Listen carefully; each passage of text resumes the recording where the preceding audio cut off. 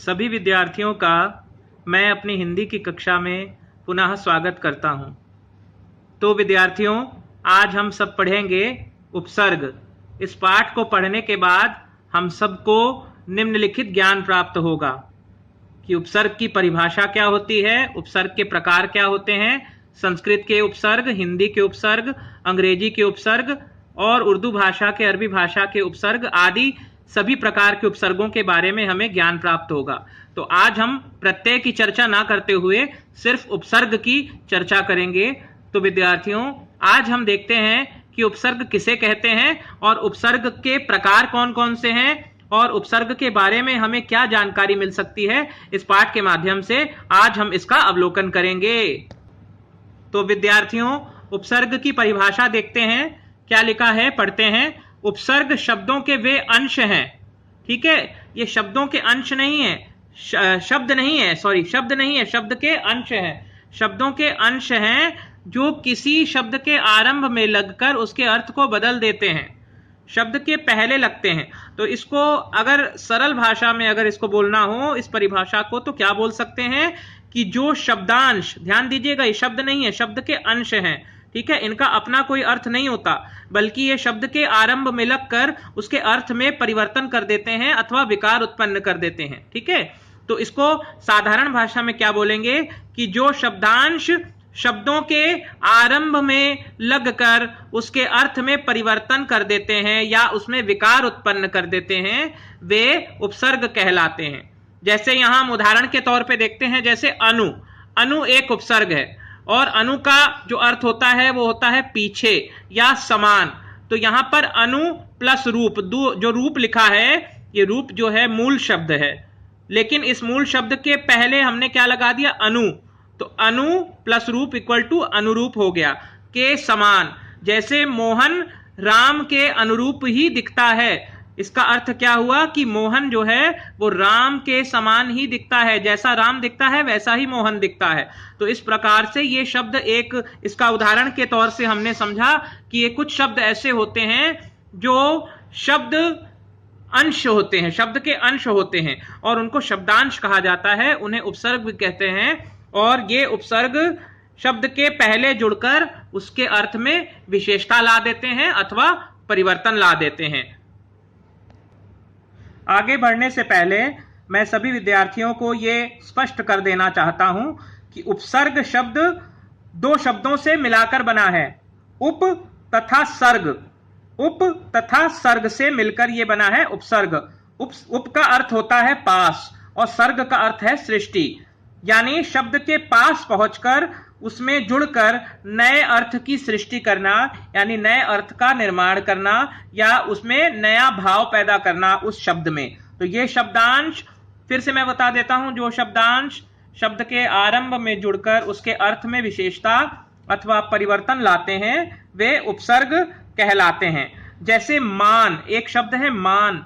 अब मान जो शब्द है ये मूल शब्द है, लेकिन इसके आरंभ में अगर हम अप जोड़ देते हैं, अपा अप, तो क्या हो जाएगा, अपमान। एक शब्द है परवाह। परवाह के आरंभ में यदि हम ला जोड़ देते हैं, ला में आ की मात्रा, तो क्या बन जाएगा, लापरवाह।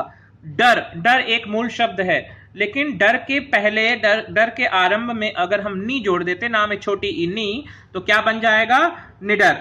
तो ये हो गए कुछ उपसर्ग। आगे हम बहुत सारे उपसर्गों के बारे में पढ़ेंगे, तो हम लाइन बाय लाइन देखते चलें। उपसर्ग को 4 भागों में बांटा जा सकता है, संस्कृत के उपसर्ग, हिंदी के उपसर्ग, उर्दू के उपसर्ग और उपसर्ग की तरह प्रयुक्त होने वाले संस्कृत के अव्यय यानी अविकारी शब्द। और अंग्रेजी के भी कुछ उपसर्ग होते हैं, उसके बारे में भी हम आपको विस्तार पूर्वक बताएंगे। तो विद्यार्थियों, सबसे पहले हम चर्चा करते हैं संस्कृत के उपसर्गों के बारे में। जैसे एक संस्कृत का उपसर्ग है अति। तो अति का मतलब क्या होता है, अधिक या ऊपर। ठीक है, तो अति प्लस रिक्त इक्वल टू अतिरिक्त हो जाएगा। यहां पर उप, उप का अर्थ होता है निकट या गौण, तो उप का अर्थ निकट या गौण हो जाएगा। अगर यहां पर हम मूल शब्द लेते हैं चार, उसके पहले अगर लगा देते हैं उप, तो क्या हो जाएगा, उपचार। नी, नी का अर्थ होता है भाव या विशेष, तो नी से क्या बन जाएगा, निबंध। नी प्लस बंध इक्वल टू निबंध। परि, अब परि का मतलब होता है सब या और, सब और। परि से क्या बन जाएगा, परिजन। ठीक है। उसी तरह से प्रति, प्रति का मतलब सामने, उल्टा, हर एक। तो यहां पर कूल मूल शब्द है और कूल के पहले अगर हम प्रति लगा देंगे तो क्या बन जाएगा? प्रतिकूल। अब देखते हैं हिंदी के उपसर्ग। हिंदी के उपसर्ग क्या है? अ, नी, अन, कु, अध। अब यहां से देखिए अ से क्या बन रहा है? अछूत। छूत मूल शब्द है, अ से क्या बन रहा है? अछूत। अ प्लस छूत इक्वल टू अछूत।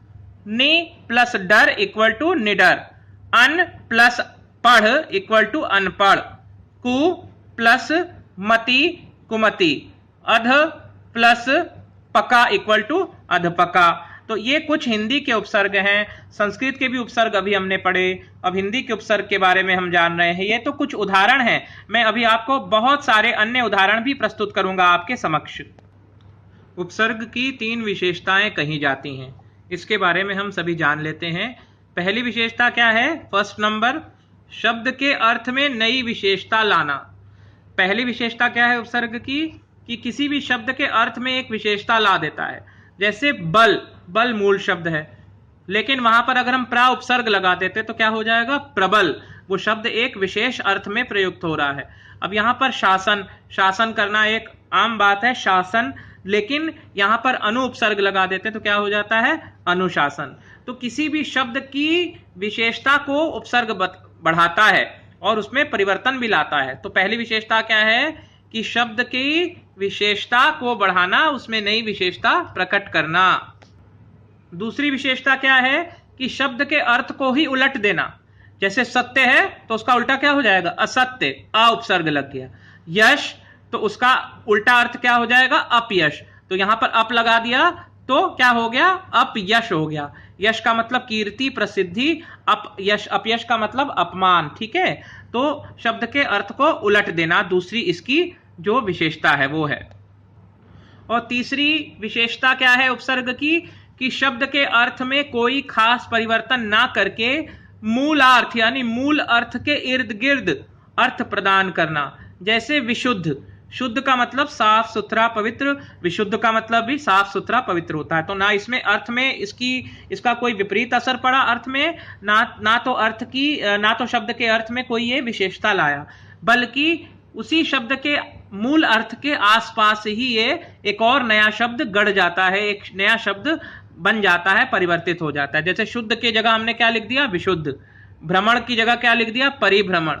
तो भ्रमण का मतलब भी घूमना होता है और परिभ्रमण का मतलब भी घूमना होता है। तो ये शब्द के अर्थ में ना तो कोई विशेषता लाई गई, ना तो शब्द के अर्थ का विपरीत शब्द बनाया गया, बल्कि उसी मूल अर्थ के आसपास ये नया शब्द बना दिया गया। तो ये उपसर्ग की 3 विशेषताएं हैं।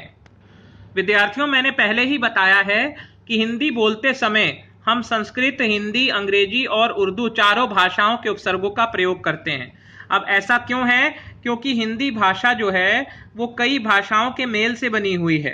क्योंकि हमारे देश में विदेशी जो संस्कृतियां हैं, उन संस्कृति के धारकों के कारण वो विदेशी संस्कृतियां और विदेशी भाषाएं हमारी हिंदी भाषा में आकर सम्मिलित हो गई हैं। इसलिए हमारी हिंदी जो भाषा है वो कई भाषाओं के मेल से बनी है, जिसमें कुछ शब्द संस्कृत के भी होते हैं जो तत्सम शब्द कहलाते हैं, हिंदी शब्द जो होते हैं वो तद्भव शब्द कहलाते हैं, अंग्रेजी शब्द जो होते हैं वो विदेशी शब्द कहलाते हैं, उर्दू शब्द, फारसी शब्द, अरबी शब्द, ये सब विदेशी शब्द कहलाते हैं। तो हमारी हिंदी भाषा का जो व्याकरण है वो कई शब्दों के मेल से, कई भाषाओं के मेल से बना है। इसलिए हिंदी बोलते समय हम संस्कृत, हिंदी, अंग्रेजी, उर्दू आदि कई भाषाओं का इस्तेमाल करते हैं, प्रयोग करते हैं। यहां पर हम कुछ अन्य उदाहरण देख लेते हैं संस्कृत के उपसर्गों का फिर से। जैसे लिखा है अति, तो अति जो है उपसर्ग है, काल क्या है? मूल शब्द है, क्या बन जाएगा? अतिकाल।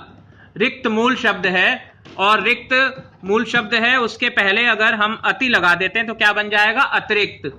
अत्याचार, देखिए ये संधि है एक तरह की, अति प्लस आचार इक्वल टू अत्याचार होता है। उस संधि में हम अभी नहीं जाएंगे, प्रवेश नहीं करेंगे। यहां पर हम देख लेते हैं अति प्लस आचार इक्वल टू क्या बन जाएगा? अत्याचार बन जाएगा। ठीक है, फिर अति प्लस क्रमण, यहां पे रा की मात्रा यहां पर नहीं होनी चाहिए, नीचे होनी चाहिए, तो ये थोड़ी सी गलती है इसमें, उस पर हम ध्यान नहीं देंगे। अति प्लस क्रमण इक्वल टू अतिक्रमण। तो क्रमण मूल शब्द है और अति जो है वो उसका जो है वो शब्दांश है और उसका उपसर्ग है। अतिशय, यहां पर शय मूल शब्द है और अति जो है उपसर्ग है, अतिशय। अत्यंत, फिर आ गया अत्यंत, यहां पर आधा ता क्यों लगा है, क्यों नहीं लगा, उस संधि में हम अभी नहीं प्रवेश करेंगे। अति प्लस अंत इक्वल टू अत्यंत। उसी प्रकार से अत्युक्ति, अति प्लस युक्ति इक्वल टू अत्युक्ति। यहां पर अति उपसर्ग का प्रयोग हुआ है। दूसरे में हम देखते हैं अधि, अधि मतलब ऊपर या श्रेष्ठ। अधिराज, राज मूल शब्द है और क्या है उसका उपसर्ग क्या है, अधि, तो क्या हो जाएगा अधिराज। फिर अध्यात्म, अध्यात्म में भी अधि लगा है लेकिन यहां पर संधि का प्रयोग किया गया।